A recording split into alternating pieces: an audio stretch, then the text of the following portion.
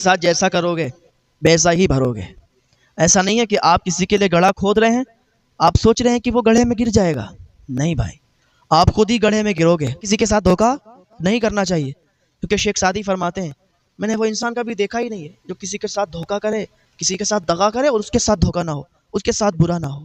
ہاں، آپ کو چاہیے کہ آپ نیک بنے رہیں، نیک راستے پر چلتے رہیں، لوگوں کی مدد کرتے رہیں، لوگوں کی ہیلپ کرتے رہیں، آپ خود اچھے بنے رہیں۔ ساری دنیا بھی لگ جائے نا آپ کے پیچھے، آپ کو گرا نہیں سکتی۔ ساری دنیا بھی آپ کے پیچھے لگ جائے، آپ کا برا نہیں کر سکتی۔ بس آپ اللہ کی رضا پر راضی رہیں، اللہ کا شکر ادا کرتے رہیں، نیک رہیں، سچے رہیں، تو آپ ہی کامیاب ہوں گے۔ ہاں، میں آپ کو بتاؤں کہ ایک بادشاہ کا بیٹا تھا جو کہ سیر و تفریح پر نکلا ہوا تھا، جا رہا تھا تو ایک بوڑھی خاتون تھی جس کی بہت ہی خوبصورت بیٹی تھی، بہت ہی حسین و جمیل بیٹی تھی۔ ایک جھوپڑی میں، ایک کٹیا میں رہا کرتے تھے، غریبی بہت تھی تو اسی جھوپڑی میں رہا کرتے تھے۔ بادشاہ کے بیٹے کا گزر ہوا، اس نے اس کو دیکھ لیا۔ جب اس کی نظر اس پر پڑی تو بادشاہ کا جو بیٹا تھا اس کا دل اس پر آ گیا، اور ایسا اس کی محبت میں گرفتار ہوا، بلکہ محبت نے اس کو مودت ہو گئی، اتنی لگن ہو گئی، عشق ہو گیا، دیکھتے ہی دیکھتے پیار ہو گیا، دیکھتے ہی دیکھتے عشق ہو گیا۔ اور جب عشق ہو جاتا ہے، محبت تو الگ چیز ہے، عشق الگ چیز ہے۔ عشق میں اگر معشوق سامنے نہ رہے تو پھر ایسا لگتا ہے کہ اب روح نکل جائے گی، اب جان نکل جائے گی۔ وہ کسی عاشق سے کسی نے پوچھ دیا تھا کہ عشق ایک ڈھونگ ہے، تو ڈھونگ کرتا ہے۔ وہ سچا عاشق تھا، اس نے کہا تھا کہ عشق ایک ڈھونگ ہے؟ نہیں، تجھے عشق ہو خدا کرے، پھر تجھے اس سے کوئی جدا کرے تو اسی کا نام جپا کرے، اسے تسبیحوں پہ پڑھا کرے، پھر میں تجھ سے کہوں عشق ایک ڈھونگ ہے تو نہیں نہیں کہا کرے۔ تو عشق جسے ہو جاتا ہے تو پھر وہ یہ چاہتا ہے کہ معشوق اس کا ہمیشہ اس کے سامنے رہے، اس کے پاس ہے۔ تو بادشاہ کے بیٹے کو عشق ہو گیا اس لڑکی سے۔ اس نے کہا جلدی سے مجھے میرے بابا کے پاس لے چلو، مجھے میرے باپ کے پاس لے چلو، مجھے اپنے باپ سے بات کرنی ہے۔ باپ کے سامنے آیا لیکن کہنے کی ہمت نہیں ہوئی، اپنے والد سے کہنے کی ہمت نہیں ہوئی کہ میں اس سے پیار کرتا ہوں، میں اس سے شادی کرنا چاہتا ہوں۔ جا کے اپنے کمرے میں لیٹ گیا اور اسی کی یادوں میں، اسی کے خیالوں میں رہا۔ لڑکی اتنی خوبصورت تھی، اتنی حسین و جمیل تھی کہ پہلی بار دیکھتے ہی بادشاہ کا بیٹا فدا ہو گیا۔ صبح ہوئی، رات گزار دی، جاگتے جاگتے صبح ہوئی تو آنکھیں سوجی ہوئی تھی۔ ناشتے پہ جب سب لوگ جمع ہوئے، ناشتہ کرنے کے لیے بیٹھے تو اس کی آنکھیں سوجی ہوئی تھیں، عجیب سا چہرہ تھا۔ اور جب انسان کسی کی سوچ میں، کسی کی یادوں میں ہوتا ہے، جب انسان پر کوئی ٹینشن ہوتی ہے تو پھر اس کی ٹینشن الگ ہی دکھتی ہے کہ اسے یہ ٹینشن ہے۔ اس کے باپ نے جب اس کا چہرہ دیکھا تو کہا اے میرے بیٹے، تجھے کس چیز نے ٹینشن میں ڈال دیا ہے؟ تو میرا ایک ہی بیٹا ہے، وہ بھی منتوں سے پیدا ہوا ہے، اور تو اگر ٹینشن میں رہے گا تو تیرا باپ سکھ نہیں رہ سکتا ہے۔ تو مجھے بتا دے کس چیز کی ٹینشن ہے تاکہ اس کا حل ڈھونڈا جائے۔ اس نے ڈرتے ڈرتے کہا بابا مجھے ایک ٹینشن ہے۔ کہا بتانا تو صحیح کہ ٹینشن کیا ہے؟ کہا بابا مجھے ایک لڑکی سے پیار ہو گیا ہے، مجھے ایک لڑکی سے عشق ہو گیا ہے، اور میں نے اس لڑکی کو دیکھا جب سے میرے دل میں عجیب عجیب خیالات آ رہے ہیں۔ میں چاہتا ہوں کہ میں اسی سے شادی کروں، اگر میری اس سے شادی نہیں ہوئی نا تو میں مر جاؤں گا بابا، میری جان ہی نکل جائے گی، میری روح نکل جائے گی۔ بابا مجھے محبت نہیں، مجھے عشق ہوا ہے۔ اس نے کہا میرے بیٹے تو پھر تو ٹینشن میں کیوں ہے؟ تو نے مجھے پہلے کیوں نہیں بتایا؟ اب ٹینشن ہٹا دے، ٹینشن دور رکھ، کہیں بھی کوئی بھی ہو میں تیری شادی اس سے کراؤں گا۔ اس نے سنا، خوش ہو گیا کہ میرا باپ راضی ہو گیا، تو پھر کوئی ٹینشن کی بات ہی نہیں ہے، وہ ٹھیک ہو گیا۔ اس کے باپ نے جلدی جلدی لوگوں کو جمع کیا، وزیروں کو جمع کیا، اور کہا سنو اس لڑکی کا ایڈریس پتہ لگاؤ کہاں پر ہے وہ، ہم خود جائیں گے رشتہ لے کر اور اپنے بیٹے کی شادی اس لڑکی سے کرائیں گے۔ بیٹا بہت خوش تھا۔ بادشاہ اپنے کچھ لوگوں کے ساتھ، اپنے وزیروں کے ساتھ، اپنے لوگوں کے ساتھ اس کے دروازے پر پہنچ گیا۔ جیسے اس کے دروازے پر پہنچا تو عورت نے دور سے دیکھ لیا کہ بادشاہ آ رہا ہے۔ عورت من ہی من میں سوچنے لگی کہ اب اس کی تباہی کا وقت آ گیا ہے، اب اس کی تباہی کا وقت شروع ہو گیا ہے، اب یہ تباہ و برباد ہو جائے گا۔ کیا معاملہ ہے؟ عورت ایسا کیوں کہہ رہی ہے؟ معاملہ بڑا عجیب ہے، معاملہ بڑا گمبھیر ہے، کیونکہ اللہ کا ترازو صرف انصاف کرتا ہے، اللہ کا ترازو صرف انصاف تولتا ہے۔ میں نے کیا بتایا تھا؟ اگر آپ کسی کے ساتھ برا کریں گے آپ کے ساتھ بھی برا ہوگا۔ لڑکی کی جو ماں تھی وہ اندر نقاب اوڑھ کر بیٹھ گئی۔ بادشاہ دروازے پر آیا، دروازہ کھٹکھٹایا، اس نے لڑکی سے کہا جاؤ دیکھو کون آیا ہے۔ جیسے ہی دروازہ کھٹکھٹایا لڑکی نے دروازہ کھولا، کہا کون ہو آپ؟ کہا میں بادشاہ ہوں اور اپنے بیٹے کا رشتہ تیرے ساتھ جوڑنے کے لیے آیا ہوں، تیرا ہاتھ مانگنے کے لیے آیا ہوں۔ تیری ماں کہاں ہے؟ تو اپنی ماں سے پوچھ لے، تیری ماں جیسا کہے گی ویسا ہی رسم و رواج سے ہم شادی کریں گے، تو اپنی ماں سے پوچھ لے تیری ماں کہاں ہے، سامنے بلا۔ تو بادشاہ نے جب اتنا کہا، لڑکی نے کہا میری ماں نقاب میں رہتی ہے، میری ماں سامنے نہیں آتی۔ کہا آپ 1 منٹ رکو، میں ماں سے پوچھ کے آتی ہوں۔ لڑکی ماں کے پاس گئی، کہا ماں بادشاہ آیا ہے۔ عورت تو سوچ رہی تھی کہ مجھے معلوم ہے بادشاہ کس نیت سے آیا ہے۔ کہا ماں وہ رشتہ لے کے آیا ہے، وہ کہتا اپنے بیٹے کی شادی تجھ سے کرائیں گے، تیرا ہاتھ مانگنے کے لیے آئے ہیں۔ اس نے کہا ٹھیک ہے مجھے منظور ہے، میں راضی ہوں۔ لڑکی نے کہا جب میری ماں کو منظور ہے، میری ماں کو کوئی اعتراض نہیں ہے، تو پھر مجھے بھی کوئی اعتراض نہیں ہے، میں شادی کے لیے تیار ہوں، میں راضی ہوں۔ بادشاہ بہت خوش ہو گیا اور لوٹ گیا، کہا فلاں فلاں دن شادی ہوگی اور ایسے ایسے انتظامات ہوں گے، ٹھیک ہے۔ وہی جب دن ہوا، وہی جب دن آیا تو بادشاہ شادی لے کر کے آیا، شادی کی اور شادی کرنے کے بعد واپس چلا گیا۔ عورت کا چہرہ نہیں دیکھا ابھی۔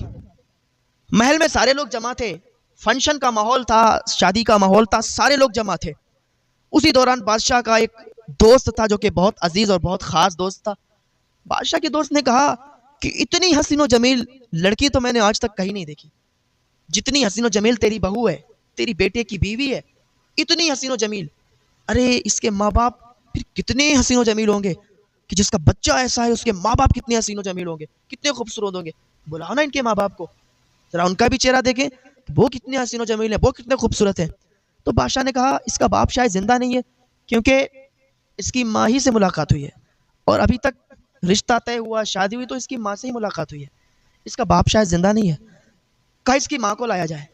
ماں آنے کے لیے تیار نہیں تھی تو زبردستی اٹھا کے لایا گیا ماں کو۔ اس کی ماں، اس لڑکی کی ماں بیچ دربار میں آ کے کھڑی ہو گئی۔ بادشاہ نے کہا کہ آپ اپنے نقاب کو ہٹا لیں، لوگ آپ کا چہرہ دیکھنا چاہتے ہیں اور آپ کی تعریف کرنا چاہتے ہیں کہ جس کی بیٹی اتنی خوبصورت ہے اس کی ماں کتنی خوبصورت ہوگی، کتنی اچھی اس کی ماں ہوگی کہ جس نے ایسی بچی کو جنم دیا گیا، ایسی خوبصورت لڑکی کو پیدا کیا گیا، آپ اپنا نقاب ہٹائیں۔ اس نے کہا بادشاہ میں نقاب نہیں ہٹا سکتی۔ کہا ہٹا لیجئے ورنہ زبردستی کی جائے گی۔ اس نے کہا اچھا ایسی بات ہے تو سنو، ٹھیک ہے میں اپنے نقاب کو ہٹاتی ہوں۔ جیسے اس خاتون نے نقاب کو اٹھایا، جیسے اس نے اپنے پردے کو اٹھایا تھا، تو بادشاہ کے پیروں کے نیچے سے زمین کھسک گئی، بادشاہ کے پیروں کے نیچے سے زمین کھسک گئی۔ کہا او خاتون تو کہاں سے آ گئی، تو ابھی تک زندہ ہے؟ کہا ہاں میں ابھی تک زندہ ہوں۔ سارے لوگ دیکھ رہے تھے، لیکن اللہ کا ترازو صرف انصاف تولتا ہے۔ جو انسان کسی کے ساتھ برا کرے گا وہ ایک نہ ایک دن اس کے سامنے وہ دن ضرور آئے گا کہ وہ لوگوں کی نظروں میں ذلیل ہوگا۔ آج بادشاہ کا یہ انصاف کا دن تھا، آج بادشاہ کا یہ ذلت کا دن تھا۔ کہا تو ابھی تک زندہ ہے؟ کہا ہاں میں ابھی تک زندہ ہوں۔ اس کے دوست نے کہا کیا معاملہ ہے، تو اتنا پریشان کیوں ہے؟ بادشاہ سے کہا۔ بادشاہ خاموش۔ عورت نے کہا یہ کیسے بتا سکتا ہے؟ میں بتاتی ہوں واقعہ کیا ہے، میں بتاتی ہوں سارا منظر، اس کی زبان نہیں پھوٹے گی، یہ نہیں بتا سکتا، میں بتاتی ہوں۔ کہ ایک دن میرے 2 بچے میرے ساتھ تھے، میں بہت غریب تھی، میرے شوہر کا انتقال بہت پہلے ہو گیا، میں بہت غریب تھی، میرے بچے 3 دن سے بھوکے تھے، ان کو میں نے گھر پہ رکھا، ان کو میں نے گھر پہ چھوڑا۔ میں نے سوچا بادشاہی ہے جو مدد کر سکتا ہے، بادشاہ بہت زیادہ پیسے والا ہے، تو بادشاہ کے پاس میں آئی، اسی کے پاس آئی تھی اپنی فریاد لے کر۔ میں نے اس کو اپنی فریاد سنائی تھی، میں نے اس سے کہا تھا کہ میری مدد کر دو، میرے 2 بچے 3 دن سے بھوکے ہیں، ان کو کھانا کھلانا ہے، اگر میں نے ان کو کھانا نہیں کھلایا تو وہ مر جائیں گے، ان کی تڑپ، ان کی بھوک مجھ سے دیکھی نہیں جاتی۔ تو پتہ اس نے کیا کہا تھا کہ اگر تجھے روٹی چاہیے، اگر تجھے پیسے چاہیے، تجھے خیرات چاہیے، تو پہلے مجھے خوش کر، پہلے میرے ساتھ بدکاری کر، پہلے میرے ساتھ گناہ کر، منہ کالا کر، پھر میں تجھے خیرات دوں گا۔ میں نے اس کے سامنے ہاتھ جوڑے تھے کہ اللہ کے واسطے مجھ پر رحم کر، میرے 2 بچے بھوکے ہیں، 3 دن سے بھوکے، وہ مر جائیں گے۔ لیکن اس نے کہا تھا میں کچھ نہیں جانتا، میں سب کچھ نفس کو مانتا ہوں، میرے نفس کو خوش کر دے، مجھے خوش کر دے، میں تجھے خیرات دے دوں گا، تیری بچوں کی جان بچ سکتی ہے۔ لیکن اس نے پتا کیا کیا، مجھے 3 دن تک اپنے گھر پہ رکھا تھا، 3 دن تک اس نے میرے ساتھ بدکاری کی، 3 دن تک اس نے منہ کالا کرایا، 3 دن تک اس نے گناہ کروایا، 3 دن تک اس نے بدکاری کی تھی۔ جب میں 3 دن کے بعد اس کے پاس سے خیرات لے کے نکلی تھی نا، میں اپنے گھر گئی تھی، میرے بچے نہیں بچے تھے، میرے بچے مر چکے تھے، میرے منہ سے چیخ نکلی اور میں نے اسے بد دعا دی تھی۔ جو 3 دن تک میں نے اس کے یہاں بدکاری کی، جو اس نے میرے ساتھ بدکاری کی تو میں نے اسے بددعا کی تھی، جو میں خیرات لے کے آئی تھی میں نے اسے وہی خیرات واپس کر دی۔ کہا کیا مطلب؟ کہا یہ جو میری بیٹی دیکھ رہے ہو جس کی آج شادی ہوئی ہے اس کے بیٹے کے ساتھ، پتہ ہے یہ اسی کی بیٹی ہے، کیونکہ اس نے میرے ساتھ بدکاری کی تھی، حمل ٹھہرا، یہ بچہ پیدا ہوا، یہ بیٹی پیدا ہوئی، اور آج میں نے اس کی شادی اسی کے بیٹے کے ساتھ کروا دی۔ یہ شادی کوئی عام شادی نہیں، یہ بھائی بہن کی شادی ہوئی ہے، یہ بھائی بہن کی شادی ہوئی ہے، جو کہ بالکل حرام ناجائز شادی ہوئی ہے۔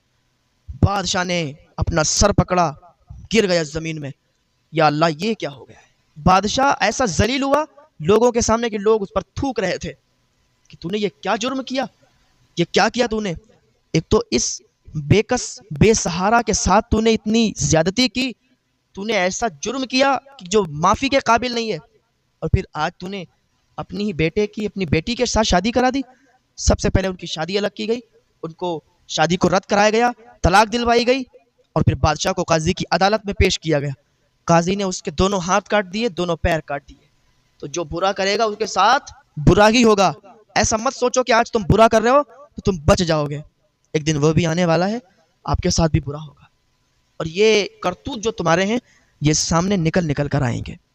ایسا مت سوچو کہ آپ کسی کو ستا رہے ہو تو آپ ایسے ہی رہو گے، آپ بھی ستائے جاؤ گے، اور یہ سارے جرم سارے گناہ تمہارے سامنے کھل کھل کے آئیں گے۔ دنیا میں بھی ذلت اٹھاؤ گے، مرنے کے بعد بھی ذلت اٹھاؤ گے۔ اللہ کی بارگاہ میں دعا ہے اللہ نیک عمل کی توفیق عطا فرمائے۔